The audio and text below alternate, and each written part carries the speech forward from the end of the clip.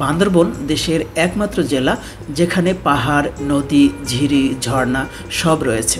বান্দরবনের উল্লেখযোগ্য দর্শনীয় স্থানগুলোর মধ্যে দেবতাখুম একটি। দেবতাখুম দেখে কচ্ছপতলী ফিরে আসার দুইটি রাস্তা রয়েছে। তার মধ্যে একটি হলো এই রাস্তা, যা দুই পাশে পাহাড়, মাঝখান দিয়ে বয়ে গেছে ঝিরি, আর ঝিরিপথ দিয়েই হেঁটে হেঁটে পৌঁছাতে হবে কচ্ছপতলী বাজারে। এ যেন এক অন্যরকম অনুভূতি। আমরা ঝিরির পথ দিয়ে হেঁটে হেঁটে চলেছি। এই ঝিরিটা দেবতাখুম থেকে কচ্ছপতলী বাজার হয়ে সামনের দিকে বয়ে গেছে। অ্যাডভেঞ্চার সব জায়গা দিয়ে ঘেরা এই বান্দরবন। দেখেন আল্লাহ তাআলার অপরূপ সৃষ্টি, কতই না সুন্দর। আমাদের পৃথিবীতে যুগে যুগে অনেক কবি সাহিত্যিকের জন্ম হয়েছে এবং অনেকেই এই প্রকৃতি নিয়ে, এই প্রকৃতির সৌন্দর্য নিয়ে অনেক লেখালেখি করেছে, কিন্তু আজও এই লেখা কিন্তু শেষ হয়নি। এখনও অনেক কবি এই প্রকৃতিকে নিয়ে লেখালেখি করতেছে।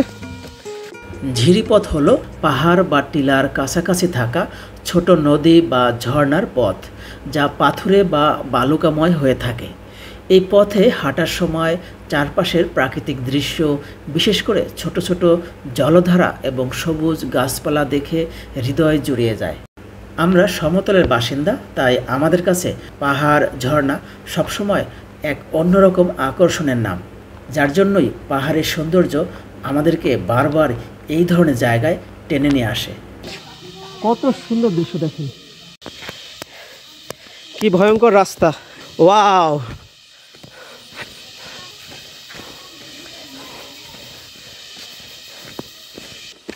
ওরে আল্লাহ, এই ধরনের রাস্তা দিয়ে দেখেন এখানে পা দিতে হবে। ইয়েস, এই দেখেন আরও একটা ঝিরি, এটা এখন পার হব। আসলে এখানে পানি কতটুকু আছে জানি না, তারপরও যেতে হচ্ছে।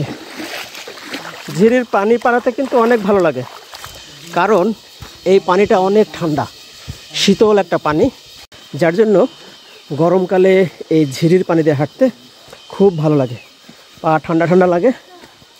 দুপাশে উঁচু উঁচু পাহাড় আর মাঝ দিয়ে ঝিরিপথ।